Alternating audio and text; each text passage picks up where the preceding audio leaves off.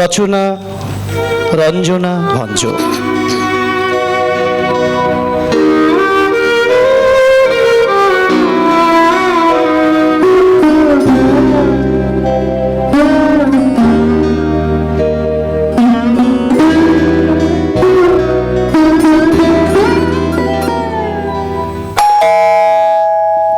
কে? দাঁড়ান, খুলছি। ভালো আছেন স্যার? কিন্তু আপনাকে তো ঠিক। আপনি না, তুমি স্যার। আমি ঠিক আপনার মেয়ের মতো। ঠিক আছে, কিন্তু তোমায় তো আমি ঠিক চিনতে পারলাম না। হতেই পারে, অনেক ছোটবেলায় দেখেছেন তো, ভুলে গেছেন। ছোটবেলা? ইন্দ্র আপনাকে আমার কথা বলেনি? ইন্দ্র?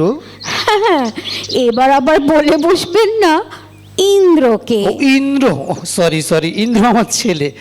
হ্যাঁ বলুন। যাক, চেনা গেল অন্তত ইন্দ্রকে। কিন্তু তুমি? আমি তন্দ্রা। তন্দ্রা নামটা শুনেছি মনে হচ্ছে। হ্যাঁ, আমি আপনার ছেলের উঠবি। ও, আপনি নাকি আমাকে অনেকবার দেখা করতে বলেছেন, কিন্তু বিশ্বাস করুন, কাজের এত প্রেশার থাকে না মাঝে মাঝে, ইচ্ছে থাকলেও সম্ভব হয়নি। আর তাছাড়া এরকমও হয়েছে, আমার সময় থাকলেও ইন্দ্রর সময় হয়নি। আর সে তার কর্পোরেট জগতে এতটাই বিজি, আমাদের দেখা হয় বা কতটুকু বলুন। তুমি তাহলে বাবুর তন্দ্রা? হ্যাঁ, বাবু বলেছে আমাকে অনেকবার। আমি তোমার সাথে মিটও করতে চেয়েছিলাম, কিন্তু এখানে তুমি আসবে সেটা তো জানতাম না। আসলে এত সুন্দর পাহাড়ি জায়গায় আপনার বাড়ি, খুব দেখতে ইচ্ছে করছিল, তাই আর কি। আর আমি না পাহাড় ভীষণ ভীষণ ভালোবাসি। কিন্তু আমরা তো কলকাতাতেই থাকি। হ্যাঁ, এটাও আমাদের বাড়ি, কিন্তু এত কষ্ট করে তোমার এখানে আসার তো কোনো দরকার ছিল ওই না। যে বললাম, পাহাড় আমার ভীষণ প্রিয়। আর তাছাড়া আমার এখানে একটা কাজও ছিল। আচ্ছা। আমি গতকাল এসেছি। এখানে কাজ? কিরকম কাজ? একজনের ইন্টারভিউ নেওয়ার কাজে এসেছি। বাই দ্য ওয়ে, আপনি নিশ্চয়ই জানেন যে আমি একজন জার্নালিস্ট। শুনেছি একটা নামী পত্রিকার সঙ্গে তুমি যুক্ত। হ্যাঁ, বেশি দিন নয়, এই জাস্ট 1 বছর হলো। সে না হয় হলো, কিন্তু বাবু কি জানে তুমি এখানে এসেছো? হ্যাঁ জানে, মানে আপনার কাছে এসেছি জানে না, আচ্ছা। তবে এই এলাকায় এসেছি সেটা জানে। আসলে ওর ভাইটাল কয়েকটা মিটিং আছে, তাই বললো কাল আসবে। আমি ভাবলাম এই ফাঁকা সময়টা যাই, আপনার সাথে পরিচিত হয়ে আসি।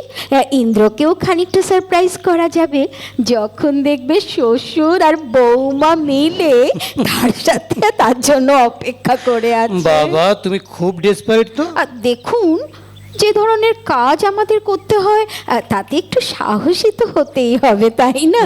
That's right, that's right, very good. তা কিরকম লাগছে তোমার কাজ? Interesting job? ইন্টারেস্টিং তো নিশ্চয়ই, তবে ওই সত্যি মিথ্যের মায়াজালের মধ্যে ঘুরপাক খাই অনেক সময়। জানি যে মানুষটা আমার সামনে সত্যি কথা বলছে না, তবু চায়ের কাপ হাতে হাসি মুখে তার কথা শুনি। মাঝে মাঝে মনে হয় এই হাতের গরম চাটা ছুঁড়ে মারি তার মুখে। কিন্তু ওই যে সমাজের সব প্রভাবশালী মানুষ, টু শব্দটি করা যাবে না। তা যা বলেছো, আমাদের দেশের নেতা মন্ত্রীরা। না না, শুধু নেতা মন্ত্রী হবে কেন, অনেক সোর্সফুল সাধারণ মানুষও আছে। আচ্ছা, আপনি তো কত বছর ধরে বিচারকের পজিশনে ছিলেন, আপনার কখনো এরকম ইচ্ছের বিরুদ্ধে কোনো কাজ করতে হয়নি? না, সেরকম কোনো অবস্থায় আমাকে পড়তে হয়নি। সবটাই তো আমার ডিসিশনের উপরে ডিপেন্ড করতো। আপনার কখনো মনে হয়নি যে আপনি ঠিক ডিসিশনটা নিলেন না, মানে পরে আর কি? সরি, আমার হয়তো জিজ্ঞেস করা আপনাকে উচিত হচ্ছে না, ওই জাস্ট কিউরিয়াসিটি। এবার বোঝা যাচ্ছে তুমি বেসিক্যালি কাগজের লোক। এ মা, আমি কিন্তু এই মুহূর্তে একদমই কোনো রিপোর্টার নই। তাহলে আমি তো এখনো তোমার সঙ্গে সেভাবে পরিচিতই হলাম না। এতক্ষণ ধরে বক বক করছি, আমাকে একটু বুঝলেন না স্যার? আপনি কিরকম বিচারক ছিলেন? এই বুঝেছি বুঝেছি, অনেকটাই বুঝেছি। কিরকম? এই যে তুমি ভীষণ হাসি খুশি, সহজে মিশে যেতে পারো সবার সাথে, আর তোমার কাজটাকে তুমি ভালোবেসে করো। ব্যাস, তাহলে তো সবই জানা হয়ে গেল। কিন্তু তোমার পরিবার, মা বাবা নেই, আর অন্যরা যারা আছেন সেরকম পরিচয় দেওয়ার মতো আলাদা করে কিছু নেই। বাবু বলছিল বটে তোমার মা বাবা, কিন্তু আর কেউ? সবারই বয়স হয়েছে, তাই নিজের শ্বশুরবাড়িতে নিজেই চলে এসেছি। তবে হ্যাঁ, বিয়েটা হলে কিন্তু অনেক লোক আসবে, আপনার খরচ মোটেই কমবে না স্যার। আরে একটা ছেলের বিয়ে খরচ কেন কমাবো বলো, ধুমধাম করেই বিয়ে দেবো, বুঝেছো? যাক, ইন্টারভিউতে পাশ করে গেছি। একদম একদম, তোমাকে আমার বেশ ভালো লেগেছে। যাই হোক, চলো এবার কিছু খাওয়া যাক। দূর, পেট তো ভর্তি। স্যার, কিছু গল্প বলুন না স্যার। দেখো, তোমার কিন্তু আমাকে স্যার বলাটা একদম ঠিক হচ্ছে না। আপনি এত বড় বিচারক ছিলেন, পরে যখন সম্পর্ক হবে তখন না বেশ হয়। বেশ, তোমার যা ভালো মনে হয় তুমি তাই বলেই ডেকো। এবার একটা গল্প কিন্তু শুনবো স্যার। গল্প? হ্যাঁ, কি ধরনের গল্প? ওই মানে বেশ কিছু ইন্টারেস্টিং কেস, যেমন ধরুন কোনো বিশেষ নেতাকে কোর্টে উকিলরা নাস্তানাবুদ করে ছেড়ে দিয়েছে, তারপর আপনি তাকে একদম পারফেক্ট শাস্তি দিয়েছেন। বা কোনো স্বামী তার স্ত্রীর প্রতি অন্যায় করত, তাই তার যথাযোগ্য পানিশমেন্ট মিলেছে। দেখো, নেতা মন্ত্রীদের কেস কিছু এসেছে, কিন্তু দুঃখের বিষয় কি জানো, ও কাউকেই শাস্তি টাস্তি দেওয়া যায়নি। কেন? কারণ কোনো কেসই শেষ হয়নি, ও চলছে তো চলছেই। যখনই একটা মোটামুটি ইতি টানার সময় হয়েছে বলে ওপরওয়ালা মনে করবেন, তখন দেখবে তুমি হয়তো বৃদ্ধ হয়ে গেছো। সত্যি ঠিক বলেছেন স্যার, পাওয়ারই হচ্ছে সব। একদম একদম ঠিক বলেছো, পাওয়ার ইজ এভরিথিং। সাফার করে নিম্ন মধ্যবিত্ত আর নিচু শ্রেণীরা। হ্যাঁ, তা ঠিক। আচ্ছা, এই সব শ্রেণীর কেসও আপনার কাছে এসেছে? আসবে না কেন? ধোপা চাষি থেকে শুরু করে বেশ্যা, কেউই বাদ যায়নি। বেশ্যা? তাদের নিয়ে কি দ্বন্দ্ব স্যার? তাদের না আছে জমি জমা, না সম্পত্তি, না আছে পাওয়ার। কেন? ভালোবাসা। ভালোবাসা? এদের আবার ভালোবাসা নিয়ে দ্বন্দ্ব? How can it be possible sir? Everything is possible. অবশ্য এরকম কেস একটাই এসেছিল, তাই মনে আছে ভালো মতো। হ্যাঁ, মনে পড়েছে মনে পড়েছে, ইন্দ্র বলেছিল একটা ঘটনার কথা।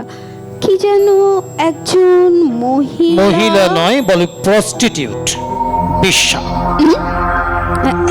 এক মিনিট স্যার, ফোনটা একদম চার্জ নেই, এখানে প্লাগ পয়েন্ট, মানে বুঝতে পারছেন তো, বাই চান্স ইন্দ্র ফোন করে না পেলে ভীষণ ওই টেনশন তো করবে। চার্জার পয়েন্ট তোমার পাশেই আছে। ও হ্যাঁ হ্যাঁ, ঠিক আছে। তা কি যেন বলছিলেন স্যার? বেশ্যা? হ্যাঁ, বাট স্টিল আফটার অল সেও তো একটা মহিলা। হ্যাঁ, কিন্তু এদের মহিলা বলতে আমার রুচিতে দ্যাটস বাঁধে। Your problem. My problem? কেন, তোমার মনে হয় না? না, কারণ আমাকেও কাজের সূত্রে অনেক শ্রেণীর মানুষের কাছে যেতে হয়। দেখেছি বড় বড় অট্টালিকায় বসবাসকারী ওয়েল ড্রেসড কদর্য মানুষ। বলার উপায় নেই, যেহেতু তারা সমাজের উচ্চ শ্রেণীর মানুষ। আর লালবাতি এলাকায় বাস মানেই সে একজন নোংরা মহিলা। এই শ্রেণী বিভাজনের সংজ্ঞাটা আমার পছন্দ নয় স্যার। তুমি হয়তো ঠিকই বলছো, কিন্তু সমাজে প্রতিষ্ঠা করা এত সহজ নয়। যাকে ছাড়ুন, এবার বলুন না স্যার সেই কেসটার কথা। সেরকম কিছু নয়, মানে একজন ভালো মানুষকে বেশ্যাটা ফাঁসিয়ে তার থেকে টাকা পয়সা গয়নাগাটি সব আদায় টাদায় করে আর কি। আরও হয়তো বেশি কিছু চেয়েছিল, বোধহয় লোকটা মানতে চায়নি, তখন সে লোকটাকে গুলি করে মারে। যা, সে আবার হয় নাকি? ওই রকম এক মহিলা পিস্তল পাবে কোথা থেকে? বেশ্যাপল্লীতে কত ধরনের মানুষের যাতায়াত, পিস্তল পেতেই পারে। আর সত্যি কথা বলতে কি, এই সব মেয়ে ছেলেদের নিয়ে না কেউ অত ভাবে না। হ্যাঁ, এইটাই তো মুশকিল না, এদের জন্য কেউ ভাবে না। আচ্ছা, আপনার একবারও মনে আসেনি যে তার কাছে পিস্তল আসবে কোথা থেকে? দেখো দেখো, তোমাকে বলছি, আমি জানতাম পিস্তলটা ওই বেশ্যাটার নয়। পিস্তলটা ছিল বিষ্ণুর। বিষ্ণু? হ্যাঁ, মানে যে মার্ডার হয়। বাবা, এত বছর পরেও আপনার মনে আছে সেই লোকটার নাম? ও হ্যাঁ হ্যাঁ হ্যাঁ, ঠিক ঠিক ঠিক, ইন্দ্র বলেছিল বটে, সে আপনার স্কুল লাইফের বন্ধু ছিলেন। ইন্দ্রকে বলেছিলাম আমি? তাহলে আমি কি করে জানলাম বলুন স্যার? হ্যাঁ, সেটাও ঠিক। আসলে কি জানো, বিষ্ণু আমার ভালো বন্ধু ছিল। আমি ওর পরিবারের অশান্তির ব্যাপারটাও জানতাম, আচ্ছা। কিন্তু তার জন্য বিষ্ণুর বেশ্যাপল্লীতে যাওয়া, সম্পর্কে জড়িয়ে পড়া, এগুলোর কোনোটাকেই আমি মানতে পারিনি। কিন্তু আমি যেটা জেনেছিলাম, লোকটি একটা রেপ কেসেও জড়িয়ে পড়েছিল না? বিষ্ণু তো মারা গেল, কিন্তু ওর পরিবারের সম্মানের কথা তো আমাকেই ভাবতে হতো। আর তাছাড়া ওই বেশ্যাটাকে আমি সহ্য করতে পারছিলাম না এজলাসে। মনে হচ্ছিল কখন মেয়ে ছেলেটাকে আমি হাজতে পুরব। আর আর ওই ওই বেশ্যাটার যে মেয়েটির রেপ হয়েছিল, তার কি হলো স্যার? তাকে একটা ভালো হোমেই পাঠানো হয়েছিল, যাতে লেখাপড়া শিখে নিজের পায়ে দাঁড়াতে পারে। সেখানে সব ধরনেরই ব্যবস্থা ছিল। আর তা সে মেয়ে যদি মায়ের পথে না যায়, তাহলে কিছু না কিছু করতে পারবে বলে আমার মনে হয়।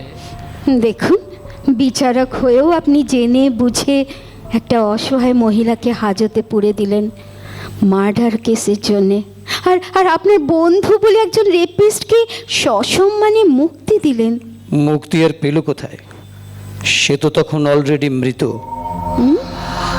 আর দেখো, তোমাকে বলতে আমার কোনো অসুবিধা নেই, দুদিন পরে তুমি আমার ঘরের লক্ষ্মী হবে। বিষ্ণুর একটা মেয়ে ছিল, আরে তারও তো বিয়ে দিতে হতো তার মাকে কোনো না কোনো সময়। তা তার কথা না ভেবে আমি ওই বেশ্যাটার কথা ভাববো? ইয়েস ইয়েস, সত্যি ঘটনা সামনে এলে ওই মেয়েটার কি বিয়ে হতো বলো? ঠিক।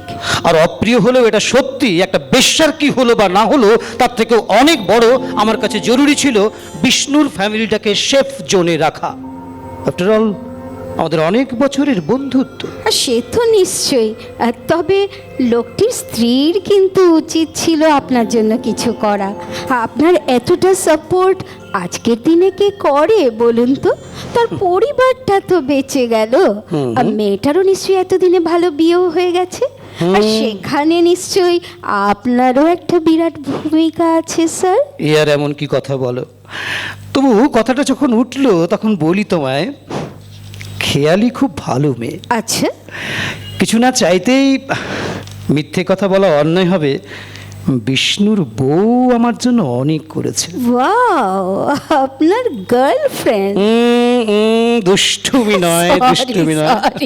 বাট আমি কিচ্ছু মাইন্ড করব না, এইসব আজকালকার দিনে হয়েই থাকে। খুব দুষ্টু মেয়ে তো তুমি। আসলে কি জানো, খেয়ালি সাহায্য না করলে ডুয়ার্সে এত বড় বাংলোটা আমি বানাতেই পারতাম না। এখানে আসেন না মাঝে মাঝে? এবার অন্য কথা হোক। একটা অসহায় মহিলা তার জীবনটা স্যাক্রিফাইস করলো বলেই আপনার মতো ভদ্রবেশী মানুষদের লাইফটা খুব সুন্দর সাজানো গোছানো হয়ে গেল, তাই না? একটু চা খাবো। কি কি কি বললে তুমি? চা মানে আমি একটু গরম চা খাবো। হ্যাঁ, ওখানে সব আছে, দেখো না, ইলেকট্রিক কেটলিটা অন করো। ও ও হ্যাঁ হ্যাঁ, ঠিক। কি একটা কথা বললে তুমি একটু আগে? হ্যাঁ, বলছিলাম যে এই মহিলা মানে আপনার বন্ধু বিষ্ণুর স্ত্রী, কি নাম জানো তার? ও, খেয়ালি। খেয়ালি নামটা ওনাকে বেশ মানায়। শুনেছিলাম আগে নাকি মেয়ের টিউটরের সাথে লটর ঘটর ছিল, তারপর আবার মধ্যখানে কেউ এসেছিল কিনা তার জীবনে জানা নেই। তারপর আবার আপনার সঙ্গে একটা সম্পর্ক হলো। ও হ্যাঁ, সেখানেও কিন্তু একটা দেয়া নেওয়ার ব্যাপার আছে, তাই না? মানে গিভ অ্যান্ড টেক। তা এইসব মহিলাদের আপনার ভাষায় কি বলা উচিত? তুমি তুমি একটা ছেনাল মেয়ে ছেলের সাথে খেয়ালির তুলনা করছো? ছেনাল? আচ্ছা, ওই যে কি যেন নাম ওই মহিলার, শেফালি রানী, যে কিনা একজন মানুষকে বিশ্বাস করেছিল, ভালোবাসায় জড়িয়ে পড়েছিল, যার ফলস্বরূপ জন্ম হয় ওই মেয়েটির। কিন্তু শেফালি রানী, সে তো একজনের সঙ্গে সম্পর্ক ছিল, আর আপনার এই খেয়ালিকে তো একজন পুরুষ তৃপ্ত করতে পারেনি, তাই না? তাই বারবার সম্পর্কে জড়িয়েছে। আচ্ছা, বেশ্যা তাদের বলে না যাদের জীবনে প্রতিনিয়ত পুরুষ খদ্দের চেঞ্জ হয়? Shut up! বেশ্যার হয়ে দালালি করতে এসেছো তুমি আমার এখানে? না, দালালি নয়, এক দালালের ইন্টারভিউ নিতে হোয়াট? আর তারই বিলাস ভবনটি দেখতে এসেছিলাম। তুমি দশানন রায়ের সঙ্গে চালাকি করতে এসেছো? জানেন, শেফালি রানীরও একটা নিজের ঘর ছিল গ্রামে। সেখান থেকে তাকে তুলে এনে বিক্রি করে দেওয়া হয় ওই মাসির কাছে। সে ওই দেহ ব্যবসায় একদম রাজি ছিল না, কিন্তু এখানে একবার ঢুকে গেলে বেরোনো মুশকিল। তার জীবনে ওই প্রথম পুরুষ ছিল, আপনার ভাষায় খদ্দের ছিল ওই বিষ্ণুচরণ দাস। Shut up! বিচারক মশাই, এগুলো আপনি জানতেন, খুব ভালো মতন জানতেন, কারণ আপনার বন্ধু আপনার সঙ্গে সব কিছু শেয়ার করত। এই মাঝে মাঝে মনে হয় আপনার বন্ধুটির তবু কিছু বিবেক বেঁচে ছিল, তাই তো সে নিজেকে নিজে গুলি করে। এই বিষ্ণুর মতো বোকা নই আমি। হ্যাঁ হ্যাঁ, আমি জানতাম, সব জানতাম। তাতে কি হয়েছে? হ্যাঁ, কি হয়েছে তাতে? জানি বলে খেয়ালির কথা না ভেবে আমি ওই বেশ্যাটার কথা ভাববো? তোমার অত দরদ তো চাও না? চাও না জেলে গিয়ে তার সঙ্গে বন্ধুত্ব বাতিয়ে? জেলে? ইয়েস। কোনো খবর রাখেনি সব মহিলার? আজীবন কারাদণ্ড দেওয়ার 3 মাসের মধ্যেই সে মারা যায় সেখানে হার্ট অ্যাটাক। এই মেয়ে, তুমি কে বলো তো? হ্যাঁ, এত খবর তুমি জানলে কি করে? ভালো করে দেখুন জজ সাহেব, চিনতে পারেন কিনা। এই কে কে তুমি বলো তো? আমি কিন্তু আপনার বাড়িতে ঢোকার সময় বলেছিলাম, অনেক ছোটবেলায় আমাকে দেখেছিলেন। ছোটবেলায়? 12 বছর আগে যাকে টেনে হিচড়ে এজলাসে দাঁড় করিয়েছিলেন, যার জবানি শোনার জন্য তুমি? একটা একটা 14 বছরের মেয়ে ফুলটুসি, যার রেপ হয়েছে সবে। তার ক্ষত নিয়ে সে তখনও ভালো করে হাঁটতে পারছে না। তার মানসিক অবস্থা কি থাকতে পারে একবারও আপনার মনে এলো না? এই ভয়ে ভয়ে একটা প্রশ্নেরও উত্তর দিতে পারিনি, চিৎকার করে বলতে পারিনি, জজ সাহেব, আমার মা খুন করেনি। তুমি?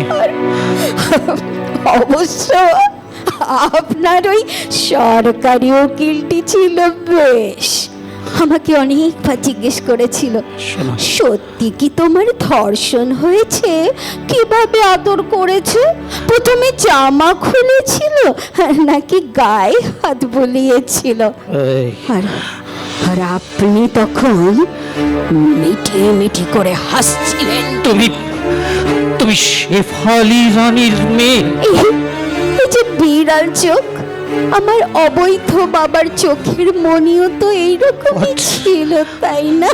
তুমি তুমি হবে আমার পুত্রবধূ? মাই ফট! কি বলছেন আপনি?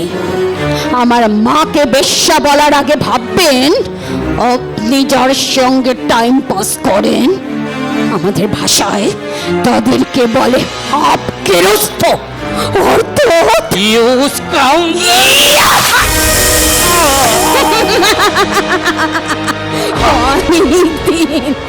অনেক দিনের একটা শখ মেটালাম। বলেছিলাম না, মাঝে মাঝে মনে হয় এইসব ভদ্র বেশি জানোয়ারগুলোর মুখে গরম চা ছুঁড়ে মারি। তুমি তোমার এত দূর স্পর্ধা, তুমি আমার মুখে গরম চা ছুঁড়লে? ইয়েস, দশানন। দশানন মানে জানেন? রাবণ। আপনার মা বাবা যেই হোক এই নামটি কেন দিলেন? আবার আপনি আপনার ছেলের নাম দিলেন ইন্দ্রজিৎ, রাবণের ছেলে। পুরো রামায়ণ কাঁধে নিয়ে চলেছেন মশাই। এই এই দাঁড়ান, এক সেকেন্ড, এই চলে গেল। কি করলে? কি করলে তুমি ওটা ফোনে? কিচ্ছু না, নিউজ সেকশনে সেন্ড করলাম। করেসপন্ডেন্ট ডিপার্টমেন্ট এটা এডিট করে খুব সুন্দর করে কাল ফলাও করে প্রথম পেজে খবরটা যাবে। বেশ স্পাইসি এই, তো এই মেয়ে এসব তুই কি বলছিস? এইভাবে কথা বলবেন না। আমার একটা আইডেন্টিটি আছে যেটা আমি নিজের চেষ্টায় তৈরি করেছি। ভালো রেজাল্ট করার জন্য স্কলারশিপ পেয়েছি, আর যে হোমে আমাকে পাঠানো হয়েছিল সেটা এখন আমার নামে চলে। এত ভালো রেজাল্ট করে, নাম করে, তারপর এটা কি করছো তুমি? হ্যাঁ, লজ্জা করছে না তোমার নিজের ধর্ষণের কথা ফলাও করে সবাইকে জানাতে? 12 বছর আগে একজন অসহায় মহিলার প্রতি একজন বিচারক যে অন্যায় করেছে সেটা মানুষ জানবে। এই, পদের অপব্যবহার করে সেই বিচারক কিভাবে দালালের কাজ করেছে সেটা জানবে। এই মেয়ে, সমাজের নিম্ন শ্রেণীকে নিয়ে কিভাবে শতরঞ্জের ঘুঁটি সাজায় তথাকথিত ভদ্র জানোয়ারেরাও সেটা জানবে। এই, আর কতদিন বলুন, আর কতদিন দর্শকেরা ধর্ষকেরা এভাবে বুক ফুলিয়ে ঘুরবে আর ধর্ষিতারা মুখে চাপা দিয়ে থাকবে? এই, দিন বদলাচ্ছে রাবণ সাহেব, দিন বদলাচ্ছে। দিন বদলাতে শুধু তুমিই পারো না। তোমার এই সুন্দর দিনটাকে এক্ষুনি আমি রাতের অন্ধকারে পরিণত করে দিতে পারি, সেটা তুমি জানো বাচাল মেয়ে? এই পাহাড়ে কেউ জানতে পারবে না কোথায় একটা যুবতীর লাশ পড়ে আছে। আমাদের ইউনিটের সব ছেলেরা বাইরে আছে স্যার, সুতরাং ভুলেও ওই বোকামিটা করবেন না আপনি। বাবা, সব আটঘাট বেঁধেই এসেছো তুমি, হ্যাঁ? এই মেয়ে, একবার ইন্দ্রের কথাটা ভাবো। হ্যাঁ, ওর ভবিষ্যৎটা শেষ হয়ে যাবে না? ভাবো ইন্দ্রের কথাটা। ভগবান, আমি কিভাবে সব বলে ফেললাম? আফসোস হচ্ছে স্যার। এই, ইন্দ্র তোমাকে ছেড়ে দেবে না, জেনে রেখো। ইন্দ্র আপনাকে ক্ষমা করতে পারবে তো? এই, চলি গো রাবণ সাহেব, এই, বাই। ইন্দ্র আমাকে ক্ষমা করবে না, না না না, কিছুতেই ক্ষমা করবে না। কিন্তু এত বছর বিচারকের পদে থেকে আমি এত বড় একটা ইডিয়েটের মতো কাজ কি করে করে ফেললাম? মেয়েটার কাছে সমস্ত অকপটে গোপন সত্য সব বলে দিলাম। কি করা যায় এখন? ফোন করবো, কিন্তু কাকে কাকে কাকে করবো? ইন্দ্রকে? না না না, ইন্দ্রকে নয়, খবরের কাগজ। হ্যাঁ, খবরের কাগজকে। কিন্তু কিন্তু হ্যাঁ, এখন তো আমি কোনো পদে নেই। কে শুনবে আমার রিকোয়েস্ট? খেয়ালি লাইফটা তো হেল হয়ে যাবে। ও ভগবান, আমি কি করলাম? কি ইন্দ্র, তোমার সঙ্গে প্রয়োজনে মিশেছিলাম ঠিক, কিন্তু কবে যে তোমায় ভালোবেসে ফেললাম আমি নিজেই জানি না। ভালোবাসাকে আমি খুব ভয় পাই ইন্দ্র। চললাম অনেক দূরে। কালকে নিউজ পেপার দেখার পর তোমার মনে অনেক আক্রোশ জন্মাবে। ক্ষমা করো, মেয়ে হয়ে মায়ের এই জাস্টিসটা দরকার ছিল। সময় যদি কোনোদিন আমাদের মুখোমুখি দাঁড় করায়, সেদিন হয়তো। কি আমার চার্জারটা? না না না না না না, ভেঙে পড়লে হবে না। ফোন, হ্যাঁ ফোন। হ্যালো হ্যালো, আমি সুপ্রভাতের এডিটর। হ্যাঁ, আমি দশানন। সেই হাইকোর্টে জজ ছিলাম, চিনতে পারছেন? আরে আমার পার্টিতে আপনি অনেকবার এসেছেন, মনে পড়ছে না? আরে আমার পার্টিতে আপনি অনেক, আরে ন্যাকামো হচ্ছে। আমার পয়সায় ফুর্তি করেছিস কতবার, আর এখন মনে পড়ছে না? শোন, যদি আমার কিছু কাল পেপারে বেরোয় তাহলে কেটে দিল, ফোনটা কেটে দিল। শালা, চেয়ার নেই বলে এখন আমি অজানা। রাবণ সাহেব, একটু আসবো? এই, কি ফোনটা এভাবে খুলে পড়ে আছে কেন? আচ্ছা, ফোনের ওপর রাগ দেখিয়ে কি হবে বলুন তো? এখানে কেন? কেন এসেছো আবার? এই চার্জারটা ফেলে গিয়েছিলাম, চার্জার? তাই ফিরে আসতে হলো। আচ্ছা। আপনি চেষ্টা চালিয়ে যান, এই। আর যাকে যাকে মনে পড়ছে ফোন করে যান। এই মেয়ে। বলা যায় না, খেয়ালি মেম সাহেবের মতো আবার কোনো সমব্যথী পেলেও পেতে পারে। বেরো বেরো এখান থেকে, বেরো এখান থেকে। রাবণ সাহেব, ইউ আর ফিনিশড। আমার শৈশব শেষ, কৈশোর শেষ, যৌবন শেষ, মা শেষ। এবার তোমার শেষ হওয়ার সময় এসে গেছে এই, বসানো। You scoundrel!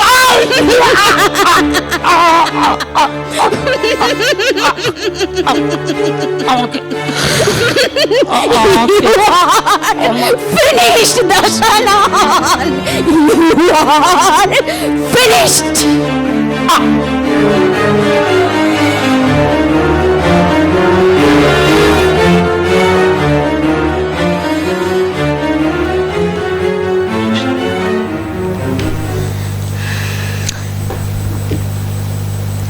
এই যে একটা নীরবতা, নীরবতারও একটা ভাষা থাকে।